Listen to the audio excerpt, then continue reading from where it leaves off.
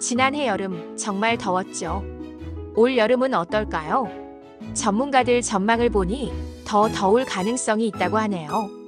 지난해 강한 더위를 몰고 왔던 엘니뇨가 사라지고 라니냐가 다가오고 있기 때문인데요. 올해 한국은 어떤 날씨를 겪게 될까요? 폭염, 태풍, 한파까지 자세히 알아보겠습니다. 라니냐는 태평양, 적도 지역의 바닷물이 평소보다 차가워지는 현상입니다. 바닷물 온도가 내려가면 대기 흐름이 바뀌면서 전 세계 날씨에 영향을 주는데요. 보통 엘니뇨가 끝나면 중립 상태를 거쳐 라니냐로 전환됩니다. 현재 태평양의 해수 온도가 점점 식고 있고 무역풍이 강해지면서 올해 여름부터 라니냐가 본격적으로 나타날 가능성이 높습니다.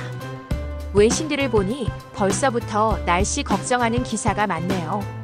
예를 들어 미국에서는 올여름 평년보다 높은 기온이 예상됩니다. 서부 지역에서는 가뭄이 심해질 가능성이 크고 폭염이 계속될 것으로 보입니다. 지난해 피닉스에서는 평균 기온이 40도를 넘는 기록적인 더위를 보였는데요. 올해도 비슷한 수준의 폭염이 예상됩니다. 또한 라니냐가 시작되면 대서양 허리케인 시즌이 더욱 강력해질 가능성이 큽니다. 미국 기상 전문가들은 올해가 최근 몇 년 중 가장 강한 허리케인 시즌이 될 것이라고 전망하고 있습니다. 그렇다면 한국은 어떤 영향을 받게 될까요? 먼저 여름철 폭염이 심해질 가능성이 큽니다. 라니냐가 발생하면 북태평양 고기압이 강해지면서 한국을 포함한 동아시아 지역에 무더운 공기가 오래 머무르게 됩니다. 특히 서울, 경기, 충청 지역에서는 기온이 크게 오를 가능성이 높습니다. 여기에 습도가 높아지면 체감 온도는 더욱 올라가고 열대야 현상도 심해질 것으로 예상됩니다. 라니냐가 발생하면 태풍이 한반도로 접근할 가능성도 커집니다. 라니냐가 득세하는 시기에는 서태평양의 해수 온도가 상승하면서 태풍이 더 자주 발생하고 세력도 강해지는 경향이 있습니다. 특히 늦여름과 초가을에 강한 태풍이 한반도를 향할 가능성이 있습니다. 2020년과 2016년에도 라니냐가 발생했던 해였는데요. 그때도 강한 태풍이 한국을 강타했던 사례가 있습니다. 따라서 올여름 태풍 대비를 철저히 할 필요가 있습니다. 가을과 겨울에도 라니냐의 영향을 받을 가능성이 큽니다. 라니냐가 발생하면 가을 장마가 길어질 수도 있습니다. 북태평양 고기압이 강하게 발달하면 장마 전선이 남쪽에 머무르는 시간이 길어지면서 9월까지도 비가 계속 내릴 가능성이 있습니다. 여름 내내 강수량이 많아지면 가을철에도 홍수 위험이 커질 수 있습니다. 겨울철에는 한파가 찾아올 가능성도 있습니다.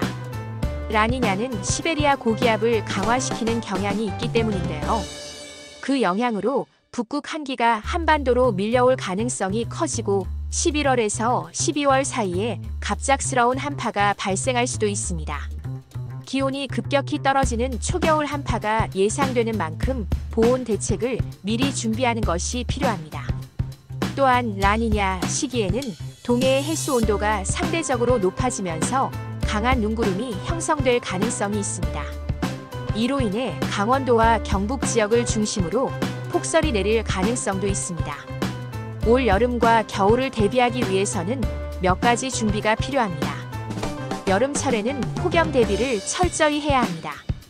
냉방 시설을 점검하고 야외 활동 시 온열 질환을 예방할 수 있도록 충분한 수분을 섭취하는 것이 중요합니다. 또한 태풍 대비를 위해 배수 시설을 점검하고 저지대에 거주하는 경우 사전에 침수 대비책을 마련해야 합니다. 겨울철에는 한파에 대비해 난방 시설을 점검하고 수도 동파 방지 대책도 미리 세우는 것이 필요합니다. 라니냐는 한국뿐만 아니라 전 세계 기후에 영향을 주는 현상입니다. 기후 변화가 점점 심화되면서 라니냐와 같은 기상 현상이 과거와는 다른 양상을 보일 수도 있습니다. 따라서 앞으로의 기상 예보를 주의 깊게 살펴보고 미리 대비하는 것이 무엇보다 중요합니다. 지난해에도 여름이 참 견디기 힘들 정도로 무더웠는데요. 올해도 만만치 않을 것으로 보입니다. 어쩌나요? 그래도 견뎌야겠지요.